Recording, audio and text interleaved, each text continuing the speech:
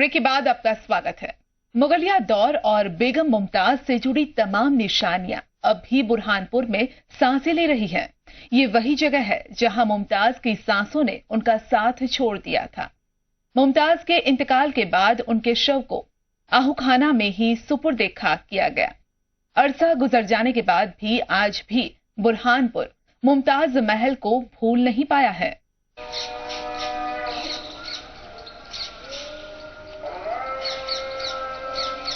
यहाँ हर पत्थर रोता है,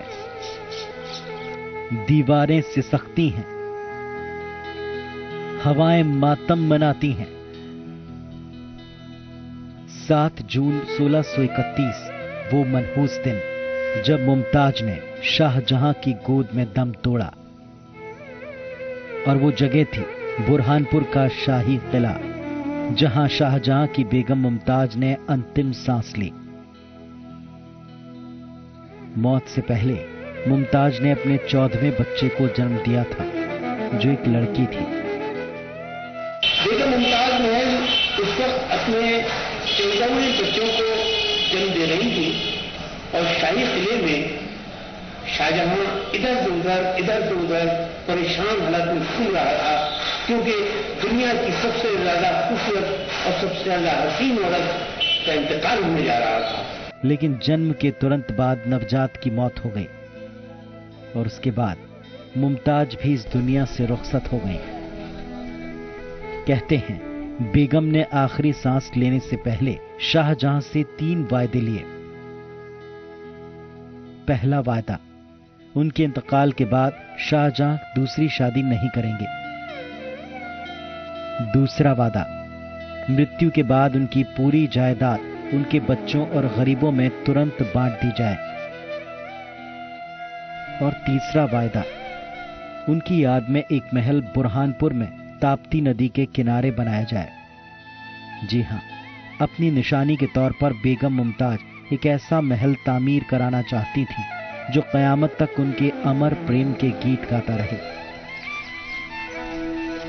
बेगम का दम बुरहानपुर के शाही किले में हमाम खाने के सामने वाले दालान में निकला था। गुरुवार की सुबह मुमताज के शव को शाही महल से निकाला गया। उनके शव को नौगजी के रास्ते ताप्ती नदी में नौकाओं से जैनाबाद होकर आहू खाने लाया गया, जहां मुमताज को सुपुर्द खाक किया गया। बेगम के इंतकाल के बाद शाहजहां सदमे में चले गए। बेगम के जाने के 1 हफ्ते बाद बादशाह ने खुद को शाही किले के दीवाने खास में कैद कर लिया। इस दौरान बादशाह ने किसी से मुलाकात नहीं की। कहा जाता है जब बादशाह बाहर आए तो उनकी दाढ़ी और सर के बाल बेगम की याद में रोने से सफेद पड़ चुके थे। हालांकि बुरहानपुर के लोगों को ताजमहल के बुरहानपुर में न बनने का मलाल है, लेकिन उन्हें इस बात की तसल्ली भी है कि बेगम मुमताज का मकबरा उनके अपने शहर में है। बुरहानपुर के आहू खाने स्थित मकबरे को वीरान ताजमहल भी कहा जाता है। भले ही बाद में मुमताज का शरीर आगरा में ले जाकर दफन किया गया, लेकिन उनको सुपुर्द खाक यहीं किया गया था। ताजमहल को बनाने का प्रोग्राम बुरहानपुर में ही था। बुरहानपुर में ही ताजमहल को बनना था, इसलिए कि मुमताज महल की अंतिम इच्छा यह भी थी कि वो महल बुरहानपुर में बने। बुरहानपुर में मुझे बड़ा अफसोस होता है कि ताजमहल नहीं बन पाया। देखिए, आहू खाना, आहू एक फारसी शब्द है। आहू का मतलब होता है हिरन और खाना यानी घर, हिरन का घर। दरअसल वो आहू खाना हिरनों का घर था। मुमताज की मौत के बाद वक्त ने लंबा सफर तय किया, लेकिन इतना अरसा गुजर जाने के बाद भी बुरहानपुर बेगम मुमताज को नहीं भूला। उस नूर की याद में आज भी बुरहानपुर की आंखें नम हो जाती हैं। 7 जून को मुमताज की बरसी पर हर साल यहाँ कई कार्यक्रम होते हैं, जिनमें शामिल होकर यहाँ के बाशिंदे मुमताज और उनकी अमर प्रेम को याद करते हैं। दिलीप नागौरी, IBC 24, बुरहानपुर। मुगल बादशाह शाहजहां और मुमताज महल की अमर प्रेम कहानी का गवाह बुरहानपुर आज भी बना हुआ है। यहाँ के किले में दोनों की पाक मोहम्मद से जुड़ी कई निशानियां आज भी मौजूद हैं, मगर अफसोस इन निशानियों को सहेजने वाला कोई नहीं है। देखरेख के अभाव में ये ऐतिहासिक धरोहर जर्जर होने लगी है। वहीं इस ऐतिहासिक धरोहर के रखरखाव को लेकर पुरातत्व विभाग अपनी अलग मजबूरी गिना रहा है।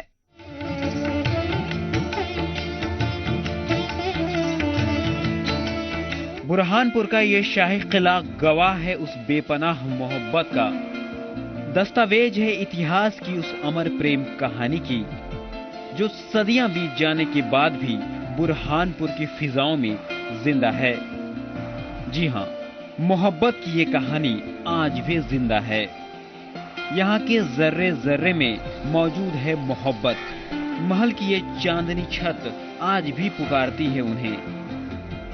ये सीढ़ियां, ये मीनार और ये दरो दीवार, इसके चप्पे चप्पे में मौजूद है प्यार की निशानियां। शाही किले की इन चार दीवारी से आज भी आती है वो पुरकशिश आवाजें। यहाँ आज भी ताजा हैं बेगम मुमताज की यादें। ये खंडहर, दरवाजे और दरो दीवारें गवाह हैं उस पाक मोहब्बत के।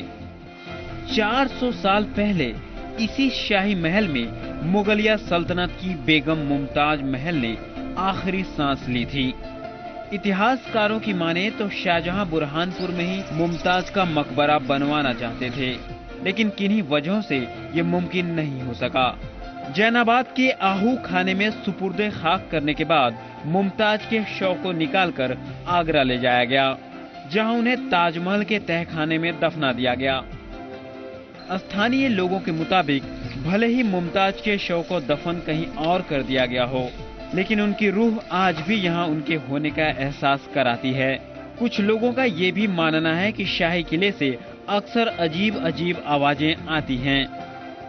जैनाबाद का आहूखाना मुमताज की कब्रगाह माना जाता है। वर्तमान में ये केंद्रीय पुरातत्व विभाग के हवाले है, लेकिन देखरेख के अभाव में ये खंडहर में तब्दील होता जा रहा है। घास काटी बुराटी ये देखा, खंडहर हो गया। वो तो पानी की व्यवस्था भी नहीं है, प्यासे प्यासे घूम रहे।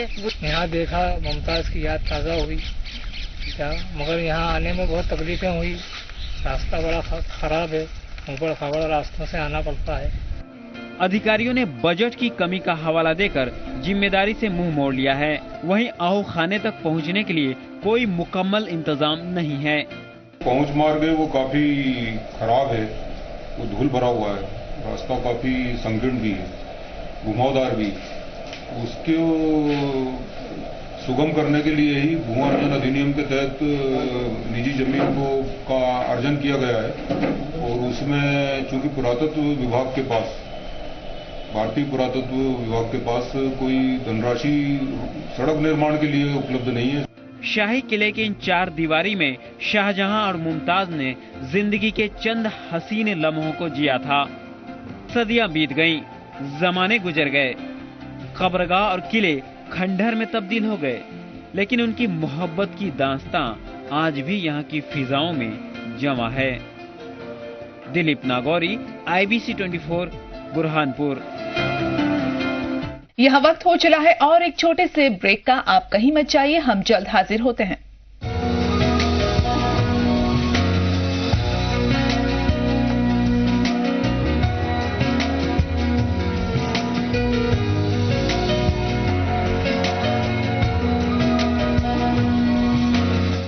नारायणा हॉस्पिटल, अस्थि रोग